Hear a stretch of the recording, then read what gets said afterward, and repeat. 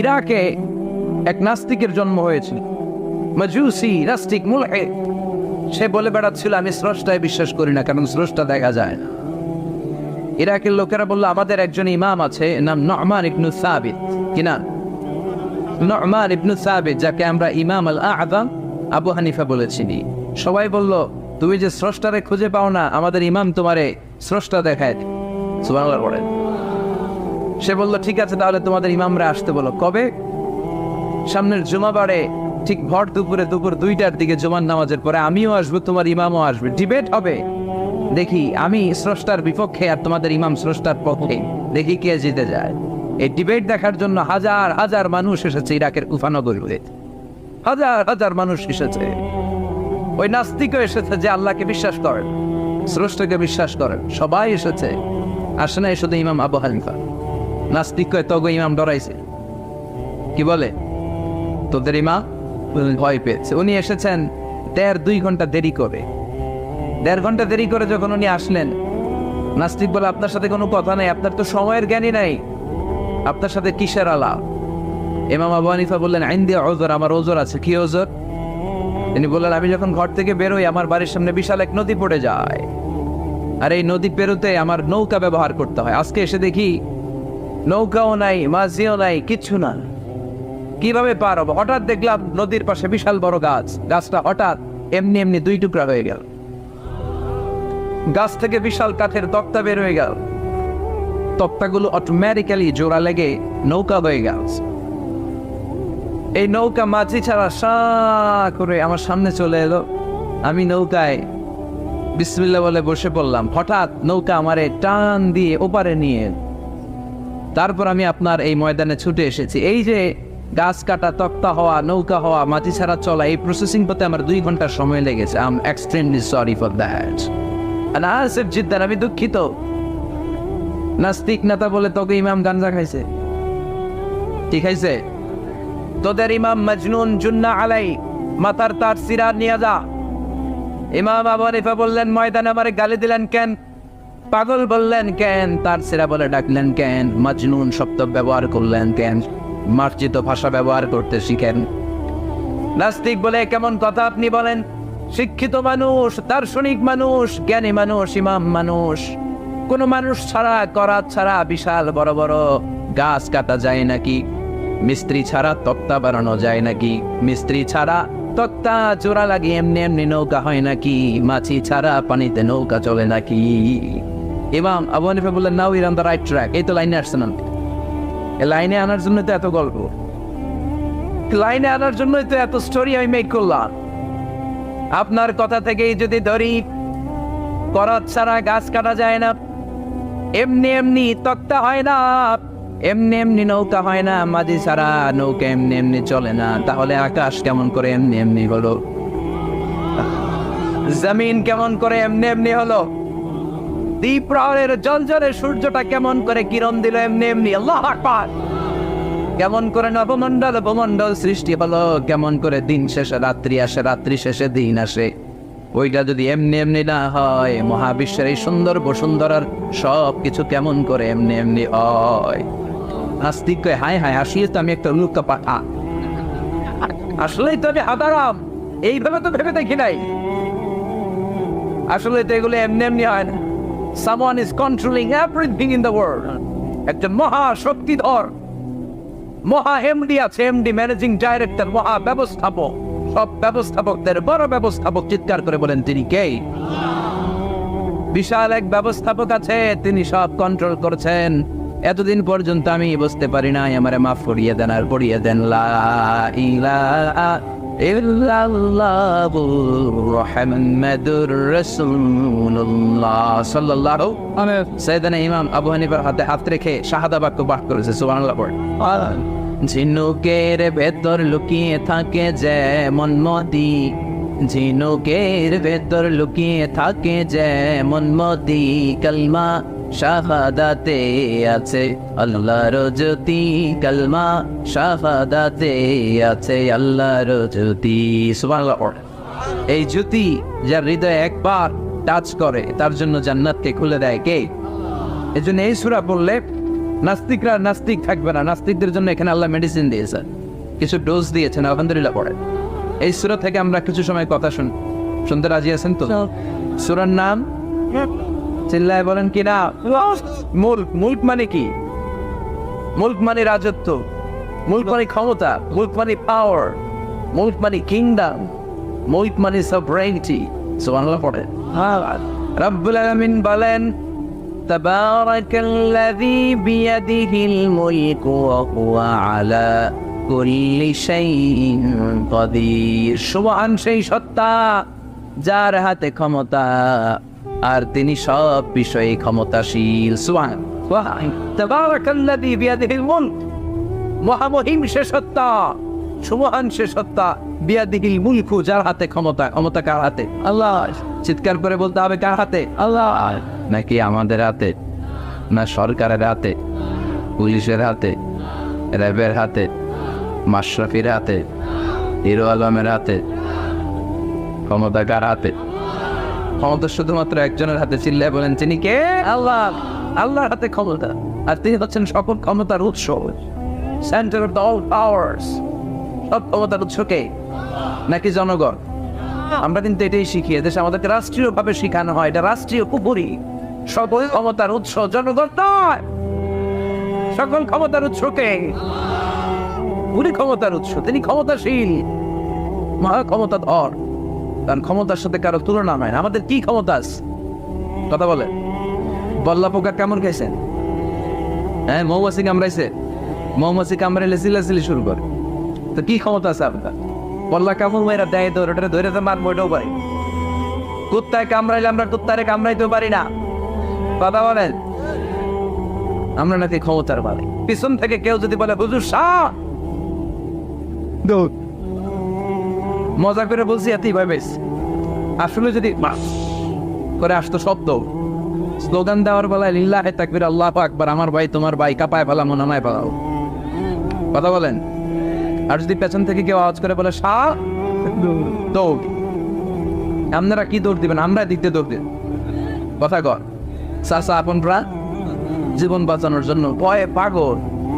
সাপ লাগবে না, বাবা ব্যাংক ছিলেন, মাইথা দিয়ে নাই বোধ হয়। আছে আছে। কি করে?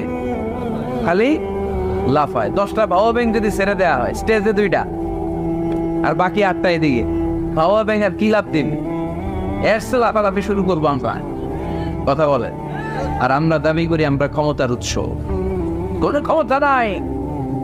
একবার ডায়রিয়া হলে 3বার টয়লেটে গেলে আর চেহারার দিকে তাকাও জানা, কারে মাফ করে দে, আই মরে যাইও, আই হাইতান না, আছে না নাই?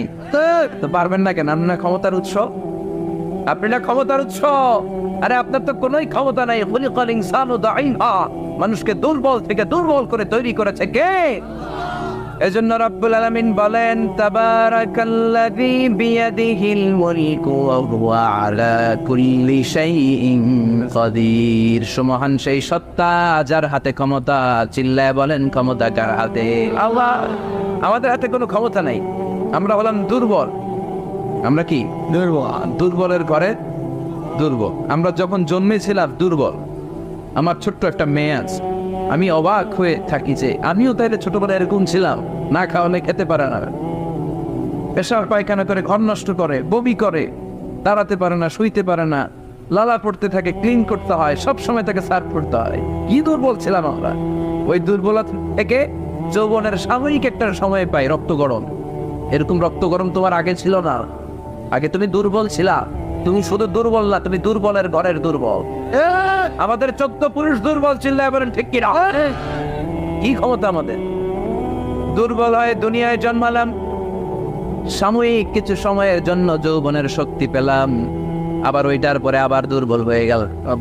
রং ধরা যৌবন জং ধরে শেষ, আবার লাঠি নিয়ে হাঁটা লাগে, কোমরে ব্যথা, মাজায় ব্যথা, আবার পুজো হয়ে যায়। কি ক্ষমতা আছে আমার? কি ক্ষমতা আছে? একটু ভূমিকম্প হলে কাঁপাকাঁপি শুরু হয়ে যা, ঠিক কিনা? ভূমিকম্প হলে বাঁচার জন্য সব দেয় দৌড়। টেলিভিশনের কিছু লাইভ প্রোগ্রাম দেখলাম, উপস্থাপকও দৌড়, অতিথিও দৌড়। দেখেন নাই? লাইভ ব্রডকাস্টিং হচ্ছিল, সরাসরি সম্প্রচার। যখন দেখা যাচ্ছে চেয়ার কাঁপতেছে, উপস্থাপক দৌড়, আর মেহমানরা বসে আছে মাইক নিয়ে, কিছুক্ষণ পরে আরো কাঁপাকাঁপি বেড়ে গেল, মেহমানও দৌড়। কথা কর, 20 তলা 30 তলা দামি দামি বিল্ডিং গুলোর ফ্ল্যাটের ভেতরে যারা থাকে, তুফান শুরু হলে দেয় দৌড়। কথা কন, ভাড়াটিয়ারা দৌড়ায়, বাড়িওয়ালারা দৌড়ায় না। নিজের বাড়ি তো এরকম দৌড় দেয় না, নাকি ভূমিকম্প হইলে ভাড়াটিয়াও দৌড়, বাড়িওয়ালাও দৌড়, সবাই। পুলিশের প্রধানও দৌড় দেয়, বাস্তবে তো র্যাবের প্রধানও দৌড় দেয়, প্রেসিডেন্টও দৌড় দেয়, শুধু প্রধানমন্ত্রী দৌড় দেয় না। দেয়, আমি কই নাই, কিন্তু আপনারা কইছেন। দোষ আপনাদের, আমার কোনো দোষ নাই। আমি প্রধানমন্ত্রীর কিছু বলি নাই। চাচা আপন প্রাণ বাঁচা। রাতে ভূমিকম্প হলে দৌড় দিতে হয়, চিল্লায় বলেন ঠিক কিনা? 2004 সালে বরিশালে প্রথমে গেলাম বাসে, ফিরে আসতেছি লঞ্চে, নদীর মাঝখানে তুফান, জাহাজ ডুবে যাবে। ওই দিন চিনলাম আল্লাহ কারে কয়, আল্লাহ কেসকো কাতে হে। ওই দিন লঞ্চের শুধু মুসলমানেরাই আল্লাহরে ডাকে নাই, হিন্দুরাও জিকির করছে কার? ওই দিন সবার মুখে একটা জিকির ছিল, লা ইলাহা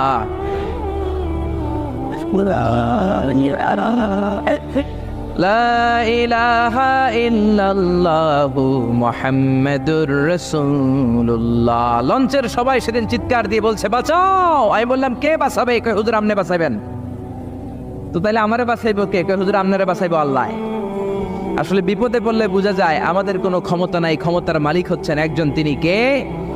এজন্য রাব্বুল আলামিন বলেন, কুলিল্লাহুম্মা মালিকাল মুলকি তুতিল মুলকা মান তাশাউ ওয়া তানজিউল মুলকা মিম্মান তাশা ওয়া তুইজ্জু মান তাশাউ ওয়া তুযিল্লু মান তাশাউ বিয়াদিকাল খায়র ইন্নাকা আলা কুল্লি শাইইন কাদির। ও আল্লাহ, আপনি ক্ষমতার মালিক। ক্ষমতার মালিক কে? আপনি যারে চান ক্ষমতার চেয়ারে বসান, আবার যারে চান ক্ষমতা থেকে নামিয়ে দেন। ফেরাউনকে মিশরের মসনদে বসালো কে? আবার সাগরের পানিতে সুবানি খাওয়াইলো কে? নমরুদকে ইরাকের চেয়ারে বসালো কে? আবার মশার কামড় দিয়ে শেষ করে দিল কে? ডোনাল্ড ট্রাম্পকে আমেরিকার ক্ষমতার চেয়ারের মধ্যে বসালো কে? ডোনাল্ড ট্রাম্প যদি বান্দ্রামি করে, ওইটারও লাথি মাইরা নামায়া দিতে পারে কে? এজন্য আল্লাহ বললেন, তাবারাকাল্লাযী বিয়াদিহিল মুলকু ওয়া হুয়া আলা কুল্লি শাইইন কাদির। সুমহান সেই সত্তা যার হাতে ক্ষমতা, সব ক্ষমতা কার হাতে? জোরে বলেন না, কার হাতে? এই পৃথিবীতে অনেক দেশের প্রধানমন্ত্রী কিংবা প্রেসিডেন্ট ক্ষমতার চেয়ারে 5 বছরের মেয়াদে বসে, জানেন? জানেন না? না, কোন দেশে 5 বছরের মেয়াদে, কোন দেশে 10 বছরের মেয়াদে। তো আমার আল্লাহ ক্ষমতার চেয়ারে বসছে কয় বছরের মেয়াদে? কথা বলেন। 20 বছর, 50 বছর, 100, 200, এর চেয়ে বেশি? উনার ক্ষমতার নির্দিষ্ট মেয়াদ নাই, উনার আজীবন মেয়াদ। সুবহানাল্লাহ কইবেন না?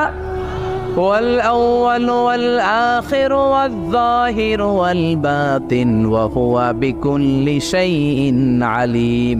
আল্লাহ বললেন, আমি প্রথম, আমি শেষ, আমি প্রকাশ্য, আমি গোপন। অনাদিকাল থেকে আমি আল্লাহ ক্ষমতার চেয়ারে বসা, অনন্তকাল পর্যন্ত থাকব। ঠিক কি না? 5 বছর 10 বছরের মেয়াদে আল্লাহ ক্ষমতার চেয়ারে বসে নাই। আল্লাহর ক্ষমতার মেয়াদ হচ্ছে আজীবন মেয়াদ। চিল্লায় বলেন ঠিক কি না? বুঝে শুনে উত্তর দিবেন। পৃথিবীর অনেক দেশে ক্ষমতায় যেতে হলে ডেমোক্রেটিক সিস্টেমে ক্ষমতায় যেতে হয়, মানে ভোটে জিতে। তো আল্লাহ তো ভোটে জিতে ক্ষমতায় আসছে, তাই না? ভোট ছাড়া, হ্যাঁ, এমনি এমনি চলে আসছে। আবার পৃথিবীর অনেক দেশে ডিক্টেটরশিপ সিস্টেমে, মানে স্বৈরাচারী পদ্ধতিতে, জোর যার মুল্লুক তার, ওই সিস্টেমে ক্ষমতায় বসে। আল্লাহ তো এই সিস্টেমে আসছে না? আচ্ছা। আবার অনেক দেশে আছে মোনার্কি সিস্টেম, রাজতন্ত্র, বাবা রাজা, তার ছেলেও রাজা। তো আল্লাহর বাবা ছিল রাজা, এই জন্য আল্লাহও রাজা। বিষয়টা কেমন? আল্লাহ বললেন, খবরদার, আমার ক্ষমতার সাথে তোদের ক্ষমতা মিলাবি না। কুল হুয়াল্লাহু আহাদ আল্লাহুস সামাদ লাম ইয়ালিদ ওয়া লাম ইউলাদ ওয়া লাম ইয়াকুন লাহু কুফুয়ান আহাদ। লাম ইয়ালিদ ওয়া লাম ইউলাদ, আমি কাউরে জন্ম দেই নাই, আবার আমি কারো কাছ থেকে জন্ম নেই নাই, উত্তরাধিকার সূত্রে কারো কাছ থেকে ক্ষমতা পাই নাই। বিশ্বের শুরুতে, মহাবিশ্বের শুরু থেকে যে ক্ষমতার চেয়ারে আমি আল্লাহ বসে আছি, আমি আল্লাহ এই ক্ষমতার চেয়ারে শেষ পর্যন্ত থাকবো। চিল্লায় বলেন ঠিক কিনা? আমাদের ক্ষমতার সাথে ওনার ক্ষমতার কোনো মিল নাই। আবার পৃথিবীর অনেক দেশে দেখবেন ক্ষমতায় যেতে হলে কোয়ালিশন করা লাগে। বাংলাদেশে এটা বলে জোট করা লাগে। কি করা লাগে?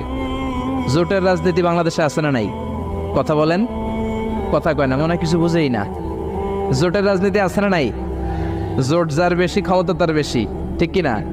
প্রথমে শুরু হইলো 4 দলীয় জোট, তারপর 14 দলীয়, তারপর 18 দলীয়, এরপর 20 দলীয়, এরপর মহাজোট, এবার হবে মহাজোট। তো আল্লাহ তো জোট করে ক্ষমতায় আসছে। আল্লাহর জোট করা লাগছে, কোয়ালিশন করা লাগছে। আল্লাহ বললেন খবরদার, ওয়ালাম ইয়াকুল্লাহু শারীকুম ফিল মুলকি ওয়া কাব্বিরহু তাকবীরা। আমার ক্ষমতায় কোনো অংশীদার দল নাই, আমার ক্ষমতার মধ্যে কোনো শরিক দল নাই, আমার কোনো জোট নাই, আমার কোনো কোয়ালিশন নাই। আমি একাই ক্ষমতার মালিক, আমার ক্ষমতায় ভাগ বসানোর মতো কেউ নাই। জোরে কোন ঠিক কিনা? আবার দেখবেন পৃথিবীর অনেক দেশে আন্দোলনের মাধ্যমে ক্ষমতার চেয়ার থেকে নামানো যায়। যিনি প্রেসিডেন্ট, একটা আন্দোলন করলে ক্ষমতা থেকে নামানো যায়, এরকম আছে না নাই? গণ অভ্যুত্থান করতে পারলে, আন্দোলন করতে পারলে ক্ষমতা থেকে নেমে যায়। আমি যখন মিশরে পড়াশোনা করি, মিশরের প্রেসিডেন্ট ছিল হোসনি মুবারক। মিশরে একটা আন্দোলন হলো, ওই আন্দোলনের ঠেলায় হোসনি মুবারক ক্ষমতা ছেড়ে দিতে বাধ্য হলো। তো আমরাও যদি পৃথিবীর সবাই মিলে আল্লাহর বিরুদ্ধে আন্দোলন করি, আল্লাহ ক্ষমতা ছেড়ে দিতে বাধ্য। বুঝে শুনে উত্তর দিয়েন। পৃথিবীর সবাই মিলে চাইলেও আল্লাহ ক্ষমতা থেকে নামবে না। আচ্ছা, যত জিন আছে মহাবিশ্বে, সব জিনারা যদি বলে আমরাও একাত্মতা ঘোষণা করলাম, আমরাও আল্লাহরে মানি না, মানুষ জিন ভাই ভাই, আল্লাহর আর রক্ষা নাই, তাইলে তো আল্লাহ ক্ষমতা ছেড়ে দিবে, তাই না? ছেড়ে দিবে।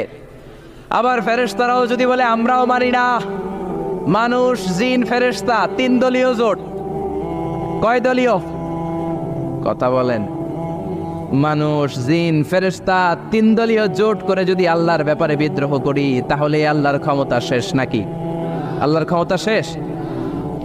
আল্লাহ বললেন ওয়া আন্নাকুম গায়রু মুজিজিল্লাহ।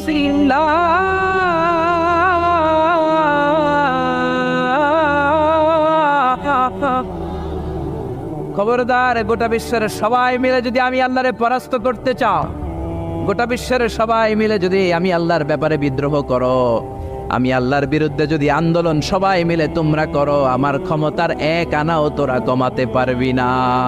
সুবহানাল্লাহ। তার মানে আমাদের ক্ষমতার সাথে আল্লাহর ক্ষমতার কোনো মিল নাই। চিল্লায় বলেন ঠিক কিনা? আবার বুঝে শুনে উত্তর দেন। অনেক দেশে দেখবেন রাজার বয়স এত হয়েছে, বয়সের ভারে নুজ্জ হয়ে 70-80-তে পৌঁছে গেছে, কয় আই আর হাইতান্ন, আমি অবসরে যাব, সেলফ রিটায়ারমেন্ট, স্বেচ্ছায় অবসরে যাব। এরকম হয় না?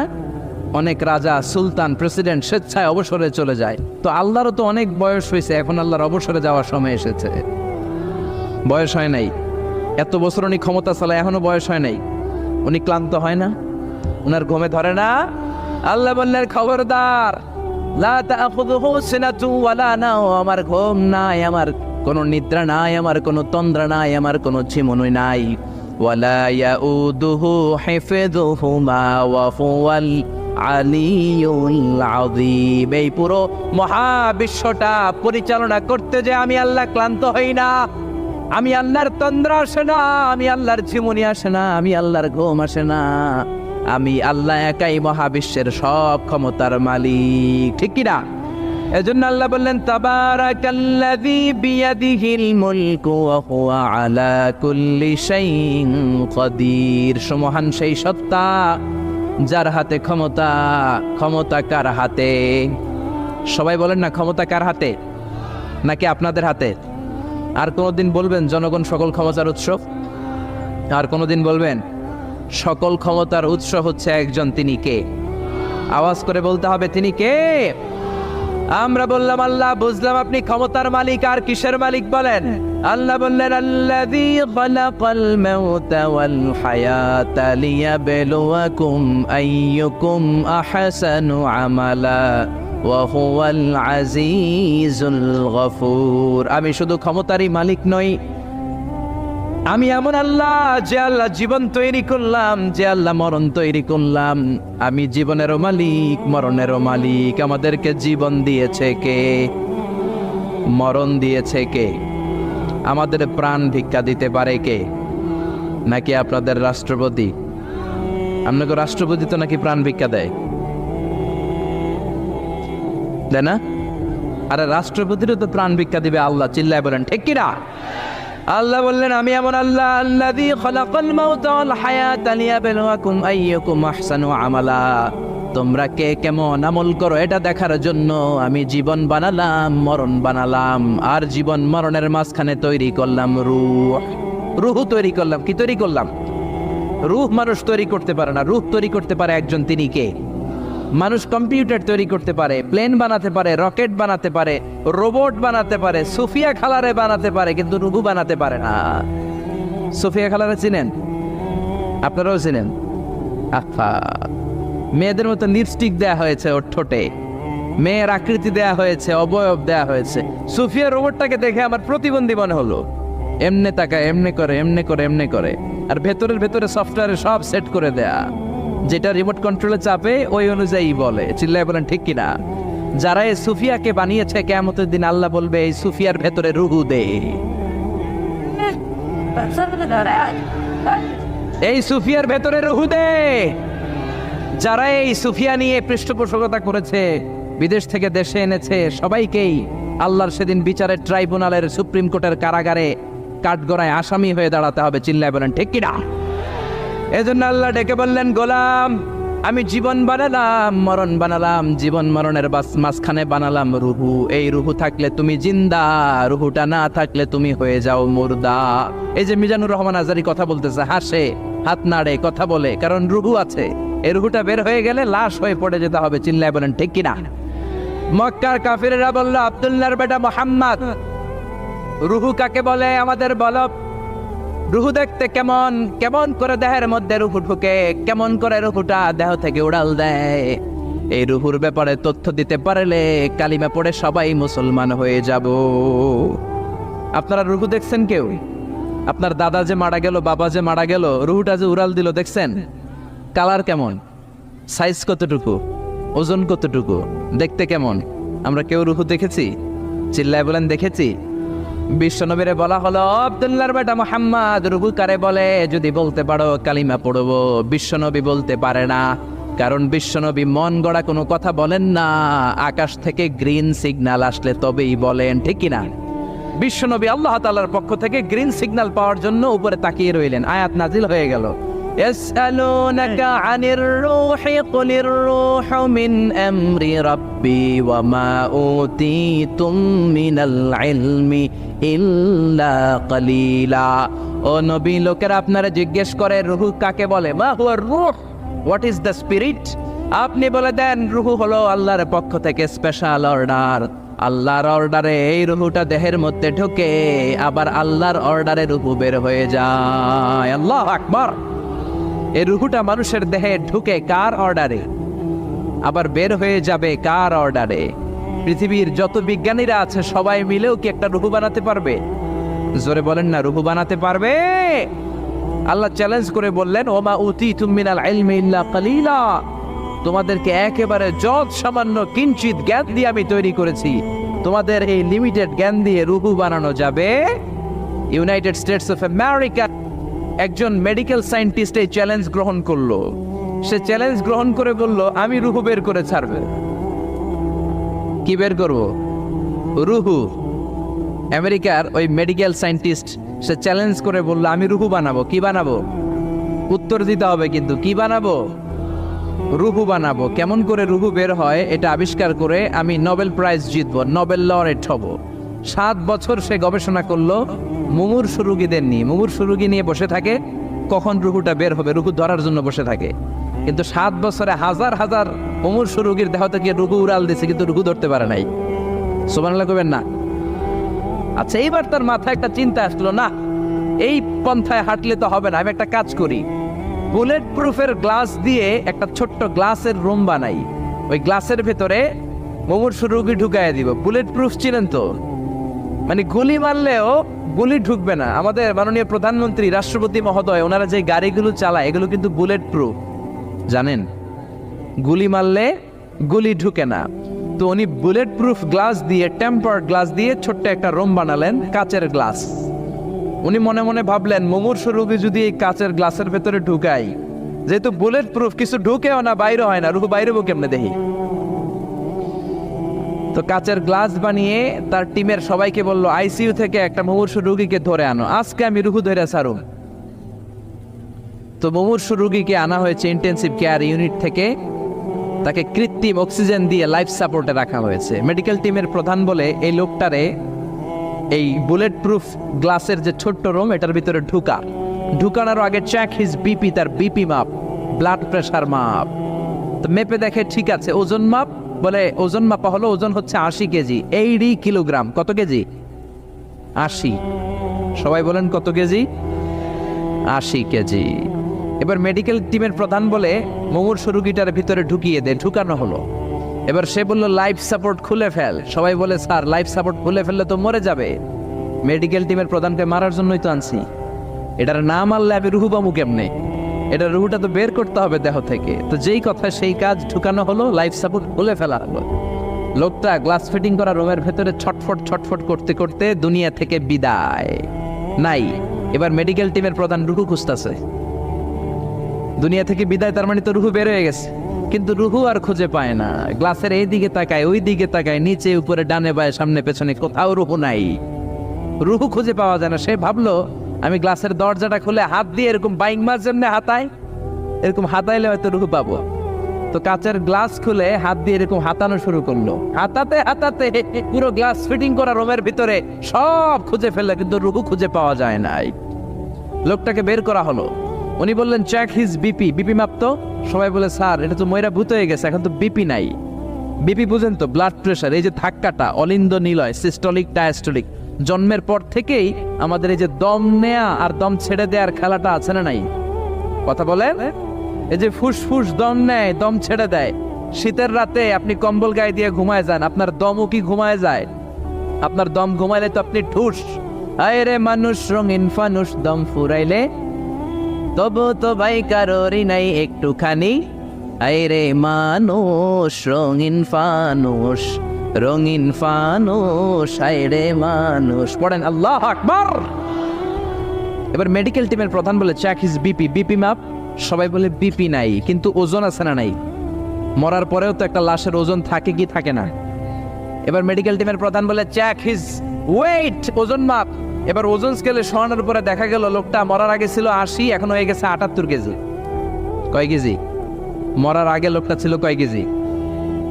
মরার পরে ওজন দেওয়ার পরে ওজন হয়ে গেছে কয় কেজি? কমছে কয় কেজি? মেডিকেল টিমের প্রধান কয়, আমি পাইছি। সবাই কয়, কি পাইছেন? মেডিকেল টিমের প্রধান কয়, ওইডা। সবাই কয়, কোনডা? কয়, রুহু। কেমনে পাইলেন? কয়, মরার আগে ছিল 80 কেজি, মরার পরে 78 কেজি, কমছে 2 কেজি। তার মানে যেটা উড়াল দিছে ওইটাই 2 কেজি। পাইছে ঘোড়ার ডিম। কিন্তু বিজ্ঞানীদের নিয়ম হচ্ছে, আপনি একটা রেজাল্ট দিয়েই ফাইনাল জাজমেন্ট দিতে পারবেন না, আপনার আরো কিছু নমুনা সংগ্রহ করতে হবে। সে বললো, আরেকটা রোগীকে আইসিইউ থেকে নিয়ে আয়, ওজন মাপ, বিপি মাপ। বিপি ওকে, ওজন কত? 70 কেজি। দ্বিতীয় যে লোকটাকে আনা হলো তার ওজন 70 কেজি। চিল্লায় বলেন, কয় কেজি? 70। এবার গ্লাসের ভিতরে ঢুকানোর পরে অক্সিজেনের মাস্কটা খুলে ফেলা হলো। এই লোকটা অক্সিজেনের অভাবে ছটফট করতে মরে গেল। মরার পরে আবার রুহু খোঁজে, কিন্তু গ্লাসের ভিতরে রুহু নাই। এই লোকটাকেও বের করে মেডিকেল টিমের প্রধান বলে, চেক হিজ বিপি, বিপি মাপ। সবাই বলে, বিপি নাই, কিন্তু ওজন আছে না নাই? এই লোকটার ওজন মরার আগে কত কেজি? 70। এবার ওজন দিয়া দেখে এই মৃত লোকটার ওজন হয়ে গেছে 71 কেজি। কয় কেজি? আগেরটা তো কম ছিল, মিলানো গেছে। এবার যাবি কই? হ্যাঁ, আগেরটা 2 কেজি কমেছে। মনে মনে চিন্তা ছিল, রুহু যেটা ছিল উড়াল দিয়েছে, রুহু নাই, 2 কেজি কমেছে। এবার ছিল 70 কেজি, মরার পরে আরো বেড়ে গেছে 1 কেজি। এবার যাবে কই? আল্লাহ বলে, কিয়ামত পর্যন্ত বিপি মাপতে পারবা, কিয়ামত পর্যন্ত বুলেট প্রুফের গ্লাসের ভিতরে লাশ ঢুকাতে পারবা, বের করতে পারবা, কিন্তু রুহু খুঁজে বের করতে পারবা না। ঠিক কি না? ইয়াসআলুনাকা আনির রূহি কুলির রূহু মিন আমরি রাব্বি ওয়া মা উতীতুম মিনাল ইলমি ইল্লা কালিলা।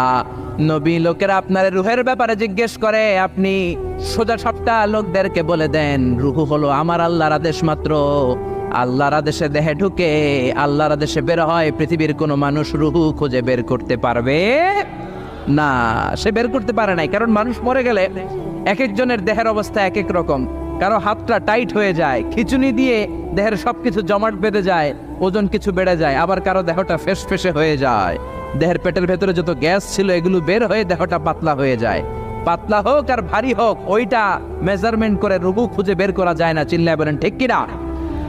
আমরা বললাম আল্লাহ, বুঝলাম আপনি ক্ষমতার মালিক, আপনি রুহুর মালিক, আর কিসের মালিক বলেন? আল্লাহ বললেন, আল্লাযী খালাকা সাবআ সামাওয়াতিন তিবাকা মা তারা ফি খালকির রহমানি মিন তাফাউত। ও গোলাম, আকাশের দিকে তাকা, মাথার উপরে তাকা। 7টা স্তরে আকাশটারে 7টা স্তরে বিন্যস্ত করে সাজিয়ে দিয়েছে কে? আবার আল্লাহ বললেন, ওয়ালাকাদ যায়্যানাস সামাআদ দুনিয়া বিমাসাবিহা ওয়া জাআলনাহা রুজুমান লিশ-শায়াতিন। আমি এই পৃথিবীর কাছের আকাশটাকে, প্রথম আকাশটাকে চমৎকার চমৎকার তারা দিয়ে সুশোভিত করে দিয়েছি। সুবহানাল্লাহ। এই যে খালি চোখে উপরের দিকে যে আপনারা তাকান, তাকালে যেটা দেখা যায় এটা কি আকাশ? কথা বলেন না, এটা আকাশ না, এটা মহাশূন্য। এটা কি? জোরে বলেন, এটা কি? স্পেস, এটা মহাশূন্য। আপনি উপরের দিকে তাকালে যেটা দেখেন এটা প্রথম আকাশের মহাশূন্য। কথা খেয়াল করে বুঝতে হবে। তার অনেক অনেক উপরে প্রথম আকাশ, তারপরে দ্বিতীয় আকাশের মহাশূন্য, তারপরে দ্বিতীয় আকাশ, তারপরে তৃতীয় আকাশের মহাশূন্য, তারপরে তৃতীয় আকাশ, তারপরে চতুর্থ আকাশের মহাশূন্য, তারপরে চতুর্থ আকাশ। এভাবে একটার চেয়ে আরেকটা বড়। কত বড়? বিষ্ণু বললেন, তোমার হাতের আংটিটা খুলে যদি সাহারা মরুভূমির উপরে ছুঁড়ে ফেলে দাও, সাহারা মরুভূমির তুলনায় তোমার হাতের আংটি যত ছোট, আল্লাহর দ্বিতীয় আসমানের তুলনায় আল্লাহর প্রথম আসমানটা ঠিক তত ছোট। সুবহানাল্লাহ। বাড়িতে যে বললেন, একটার চেয়ে আরেকটা বড়। প্রথম আসমানের চেয়ে দ্বিতীয় আসমান বড়, দ্বিতীয় আসমানের চেয়ে তৃতীয় আসমান বড়, ওইটার চেয়ে চতুর্থ, পঞ্চম, ষষ্ঠ, সপ্তম ওইটা বড়। তার উপরে বর্ডার এলাকা সিদরাতুল মুনতাহা বড়, তার চেয়ে বড় হচ্ছে লৌহে মাহফুজ, তার চেয়ে বড় আল্লাহর আরশ, তার চেয়ে বড় আল্লাহর কুরসি, তার উপরে আল্লাহর 70,000 নূরের পর্দার প্রথম পর্দাটা মহাবিশ্বের সবকিছুর চাইতে বড়। আল্লাহর এই সৃষ্টির তুলনায় কত ক্ষুদ্র আমি, কত তুচ্ছ আমি, কত নগণ্য আমি। এই যে আড়াইবাড়ি দরবার, এটা কোন থানায় পড়েছে? কসবা। কসবা হচ্ছে ব্রাহ্মণবাড়িয়ার একটা থানা, তাই না? ব্রাহ্মণবাড়িয়া হচ্ছে বাংলাদেশের 64টা জেলার একটা জেলা। এরকম 64টা জেলা মিলে সুজলা সুফলা শস্য শ্যামলা ডিজিটাল বাংলাদেশ, ঠিক কিনা? আর এই ডিজিটাল বাংলাদেশ এই পৃথিবীর সবচেয়ে বড় দেশ নাকি? হ্যাঁ, তাহলে ছোট্ট সাইজের একটা দেশ। এই যে পাশের ভারত, এই ভারতও বাংলাদেশের চেয়ে 20-25 গুণ বড়। কানাডা প্রায় 100 গুণ বড়, রাশিয়া প্রায় 150 গুণ বড়।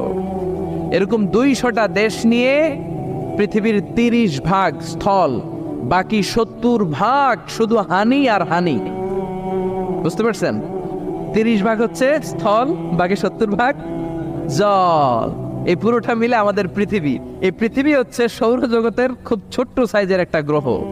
সৌরজগৎ নিয়ে যাদের কিছু পড়াশোনা আছে তারা জানবেন, এই সৌরজগতের একটা ছোট্ট বালিকণার চেয়েও ছোট সাইজের একটা গ্রহ হচ্ছে পৃথিবী। এই সৌরজগতের যে গ্রহগুলো আছে, এমনও গ্রহ আছে যেগুলো পৃথিবীর চাইতে সাইজে অনেক বড়। বৃহস্পতি নামে একটা গ্রহ আছে, বিশাল বড় সাইজের গ্রহ। যেই সূর্যের আলো পেয়ে আমরা বেঁচে আছি, এই সূর্যটা পৃথিবী থেকে 13 লক্ষ গুণ বড়। সুবহানাল্লাহ। বাড়িতে যে দেখছেন, বাড়িতে যে বলতে বললে এদিকে বলে ফেলায়, আসতে বলতে বললে চিল্লায় বলে। ডিজিটাল সিস্টেম, সরকার ডিজিটাল, দেশ ডিজিটাল, বক্তা ডিজিটাল, শ্রোতাও ডিজিটাল। আশা করি মাইকটাও ডিজিটাল না? আলহামদুলিল্লাহ, ডিজিটাল হতে হবে। তো এই সূর্যটা পৃথিবী থেকে 13 লক্ষ গুণ বড়। কত lakh? Can you imagine, can you guess? এটা কি আপনি কল্পনা করতে পারেন? 13 লক্ষ পৃথিবী সূর্যের মধ্যে রাখার জায়গা করে দিয়েছে কে? সূর্য কি পৃথিবী থেকে মাত্র 13 গুণ বড়?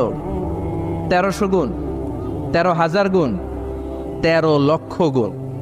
তার মানে কি সূর্যই মহাবিশ্বের সবচেয়ে বড় গ্রহ, বড় তারা? না, ব্যাটেলজিউস নামে একটা তারা আছে যে সূর্য পৃথিবী থেকে 13 লক্ষ গুণ বড়। ওই ব্যাটেলজিউস তারা আবার ওই সূর্যের চেয়ে 33 কোটি গুণ বড়। তার মানে ব্যাটেলজিউস তারাই মহাবিশ্বের সবচেয়ে বড় তারা? না, ব্যাটেলজিউসের চেয়ে যে কত বড় তারা আছে তার কোনো ইয়ত্তা নাই। এরকম লক্ষ লক্ষ, মিলিয়ন, বিলিয়ন, ট্রিলিয়ন, জিলিয়ন, ফিলিয়ন, অক্ট্রিলিয়ন, কত অক্ট্রিলিয়ন তারা যে আমাদের গ্যালাক্সি মিল্কি ওয়েতে আছে, ইউনাইটেড স্টেটস অফ আমেরিকার নাসার বিজ্ঞানীরা আজও হদিস করতে পারে নাই। চিল্লা এখন আল্লাহু আকবার।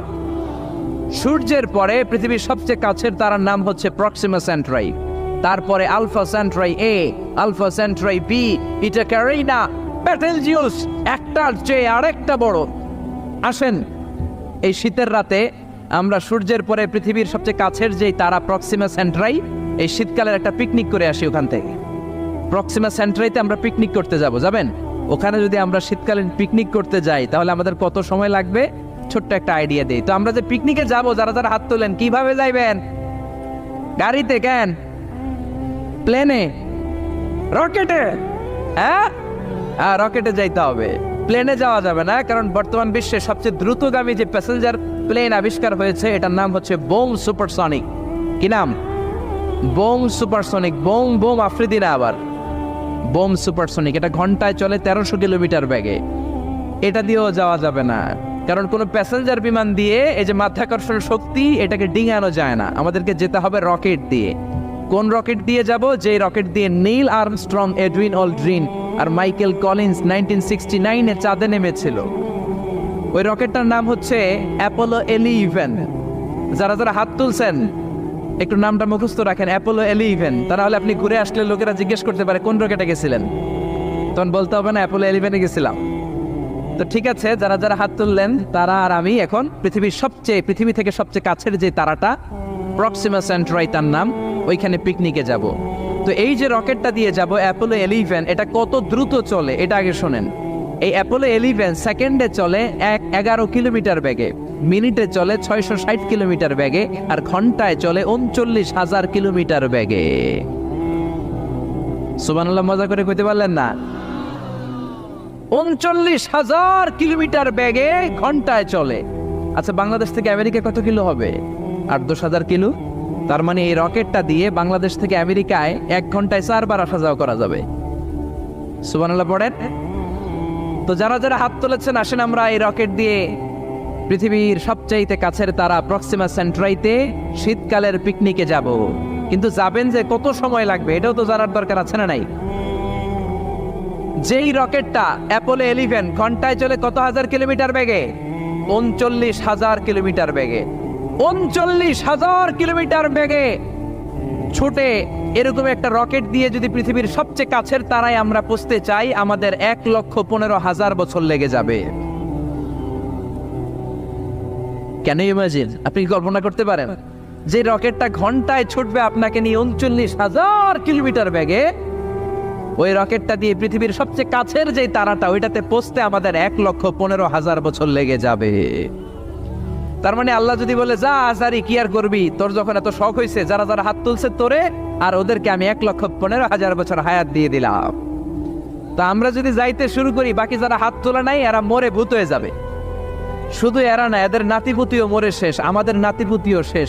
সবাই মরতে মরতে মরতে মরতে 6,000 প্রজন্ম, 6,000 জেনারেশন যখন মরে ভূত হয়ে যাবে, তখন আমাদের ওই তারার মধ্যে নামার সময় হবে। সুবহানাল্লাহ কইবেন না? গ্রিক সভ্যতার সময়কালে গ্রিকদের একটা সভ্যতা আছে, নাম শুনছেন না? গ্রিক সভ্যতা, মিশরীয় সভ্যতা, মেসোপটেমিয়াম সভ্যতা, ইনকা সভ্যতা, মহেঞ্জোদারো সভ্যতা, চিচেন ইৎজা সভ্যতা। তো এই যে গ্রিক সভ্যতার সময়কালে কেউ যদি এই প্রক্সিমা সেন্ট্রাইতে এই রকেটটা দিয়ে যাওয়া শুরু করত, তাহলে 2018 সালে তাদের পুরো সফরের মাত্র 4% কমপ্লিট হতো। 96% ট্যুর তখনও বাকি থেকে যেত। চিল্লায় পড়েন আল্লাহু আকবার। ওই আল্লাহ ডেকে বললেন, গোলাম ওয়ালাকাদ যায়্যানাস সামাআদ দুনিয়া বিমাসাবিহা ওয়া জাআলনাহা রুজুমান লিশ-শায়াতিন। এরকম বিশাল বিশাল তারকারাজি দিয়ে, তারা দিয়ে প্রথম আকাশটাকে আমি আল্লাহ সুশোভিত করে দিয়েছি। পড়েন সুবহানাল্লাহ। তো এরকম তারা কি মহাশূন্যে শুধু একটা আছে? কত হাজার আছে কেউ জানে না। চিল্লায় বলেন ঠিক কিনা? সূরাতুল মুলক অনেক লম্বা, তো আমি হাইলাইটেড জায়গাগুলো নিয়ে আপনাদের সাথে কথা বলি। এরপরে রব্বুল আলামিন প্রথম রুকুর শেষের দিকে বললেন, ওয়া আসিররু কাওলাকুম আও ইজহারু বিহি ইন্নাহু আলিমুম বিযাতিস সুদূর। ও গোলাম, তোমরা আস্তে কোনো কথা বলো, প্রকাশ্যে বলো কিংবা গোপনে বলো, কেউ শোনে না, শোনে কে? চিল্লায় বলেন, কেউ যেটা দেখে না দেখে কে? কেউ যেটা শোনে না শোনে কে? দুনিয়ার সবার চোখ আপনি ফাঁকি দিতে পারবেন, আমার আল্লাহর চোখ ফাঁকি দেয়া যাবে নাকি? আচ্ছা বলেন তো, পুলিশের চোখ ফাঁকি দেয়া যায় কি যায় না? র্যাবের চোখ, বিমানবন্দরে কাস্টমস অফিসারের চোখ, দুর্নীতি দমন কমিশনের অফিসারের চোখ, পরীক্ষার হলে ম্যাজিস্ট্রেটের চোখ, কিন্তু আমার আল্লাহর চোখ ফাঁকি দেয়া যায়? আপনি রাত্রিবেলা দরজা বন্ধ করে জানলা আটকে দিয়ে বাতি বন্ধ করে পাপ করেছেন, অন্যায় করেছেন, কেউ দেখে নাই, দেখেছে কে? এরপরে আল্লাহ বললেন, আওয়ালাম ইয়ারাউ ইলা তাইরি ফাওকাহুম সাফাতিন ওয়া ইয়াকবিদনা মা ইউমসিকুহুন্না ইল্লার রাহমান ইন্নাহু বিকুল্লি শাইইন বাসীর। আল্লাহ ডেকে বললেন, গোলাম ওরা কি পাখির দিকে তাকায় না?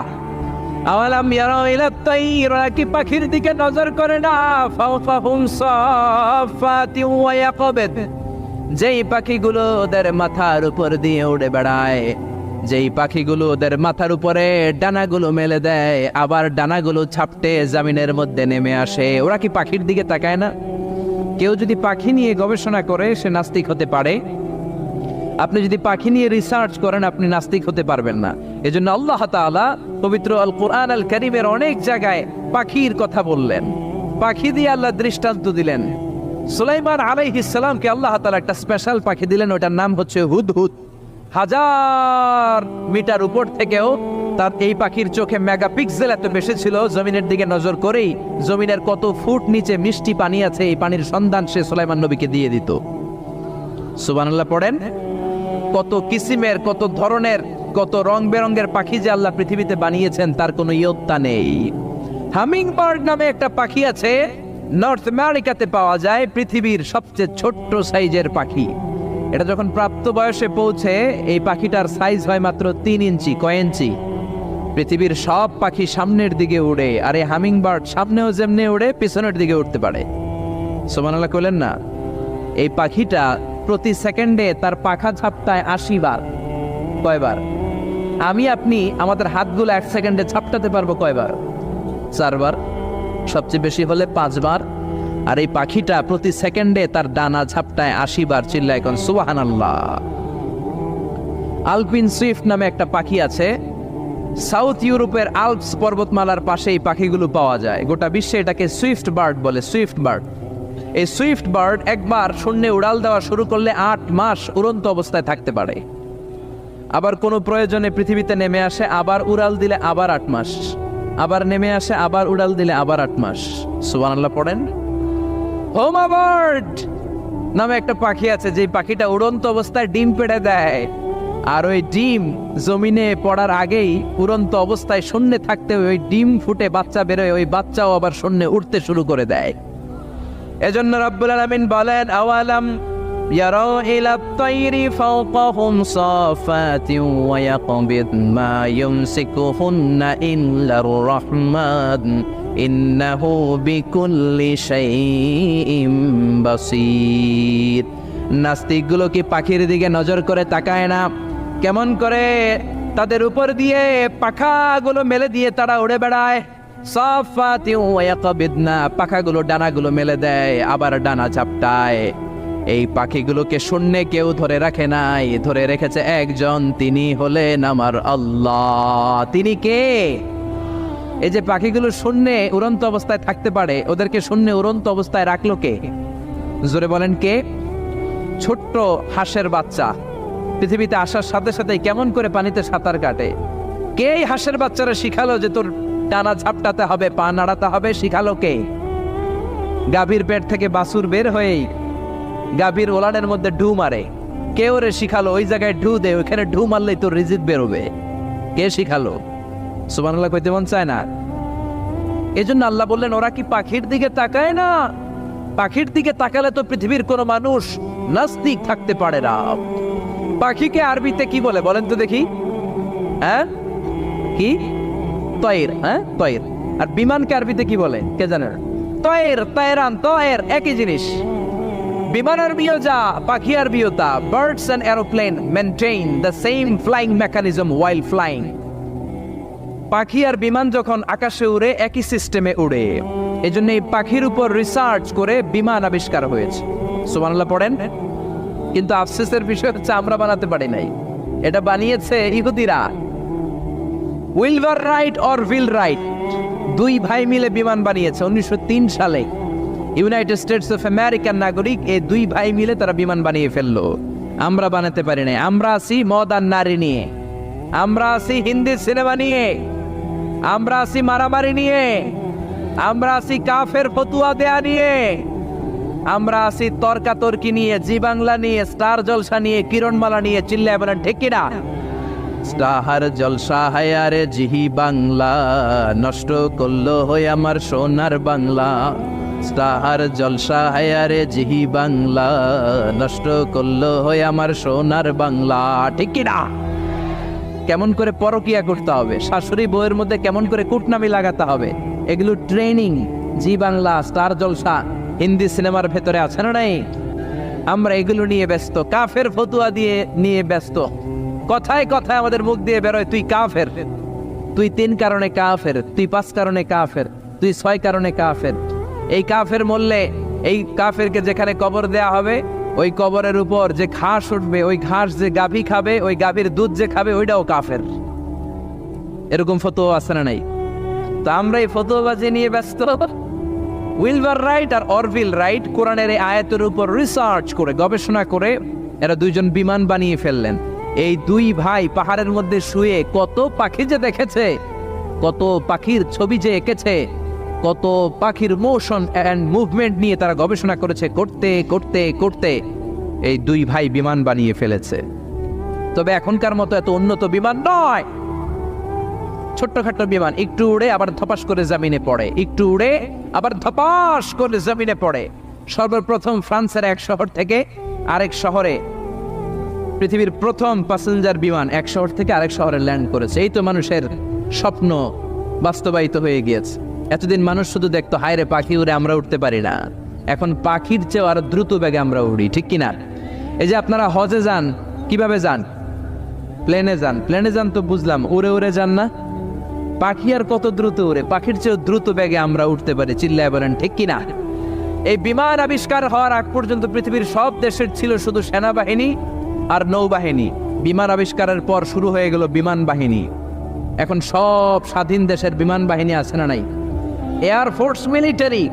এখন মানুষ ড্রোন হামলা করে, মিসাইল হামলা করে, ব্যালিস্টিক ক্ষেপণাস্ত্র দিয়ে হামলা করে।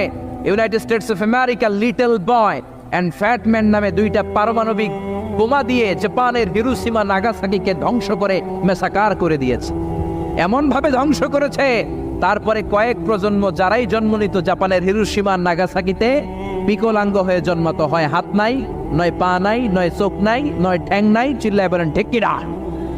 এজন্য আল্লাহ বললেন গোলাম, আওয়ালাম ইয়ারাউ ইলা তাইরি ফাওকাহুম সাফাতিন ওয়া ইয়াকবিদ মা ইউমসিকুহুন্না ইল্লার রাহমান ইন্নাহু বিকুল্লি শাইইন বাসীর। এই পৃথিবীর স্বঘোষিত নাস্তিকগুলা কি পাখির দিকে নজর করে তাকায় না? পাখি নিয়ে কোনো নাস্তিক যদি গবেষণা করে, ওই নাস্তিক আর নাস্তিক থাকতে পারে না। ওরে নাস্তিক থেকে আস্তিক বানায়া দিবে কে?